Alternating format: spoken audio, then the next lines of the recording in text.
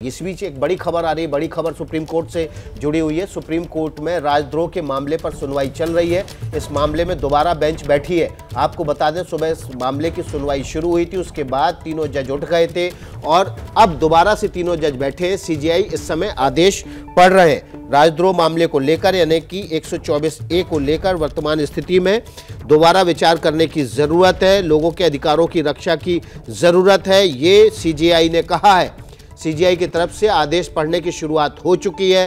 Supreme court में राजद्रोह कानून पर सुनवाई चल रही थी, सुबह भी सुनवाई हुई। उसके बाद इस सुनवाई को बीच में रोककर तीनों जज आपस में चर्चा करने के लिए उठ गए थे। अब दोबारा से बेंच बैठी है और दोबारा से बेंच बैठने के बाद सीजेआई ने आदेश पढ़ना शुरू किया है। हम उम्मीद करते हैं कि केंद्र और राज्य बेवजह राजद्रोह का मुकदमा दर्ज करने से बचेंगे, सीजेआई ने यह भी कहा है। इस वक्त की बड़ी खबर सुप्रीम कोर्ट से आ रही है। राजद्रोह पर सुनवाई चल रही है, सीजेआई आदेश पढ़ रहे हैं। अंकित गुप्ता हमारे सहयोगी ग्राउंड जीरो से सीधे जुड़ गए। अंकित, क्या अपडेट है आपके पास?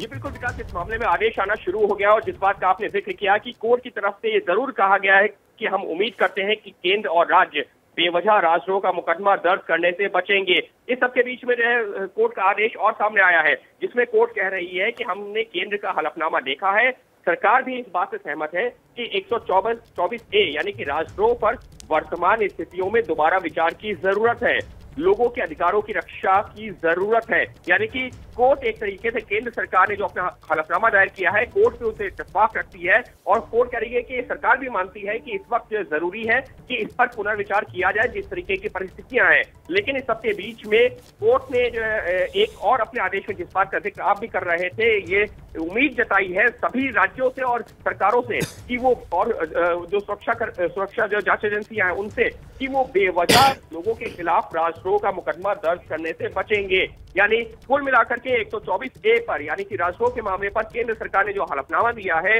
जिसमें यह कहा है कि हम इस मामले पर पुनर्विचार कर रहे हैं, नई गाइडलाइंस बना रहे हैं, कोर्ट उस मामले पर अपना आदेश देना शुरू कर चुकी है।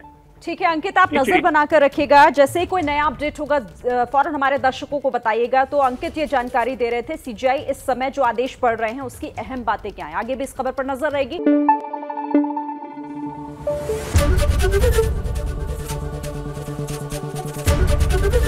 एबीपी न्यूज आपको रखे आगे।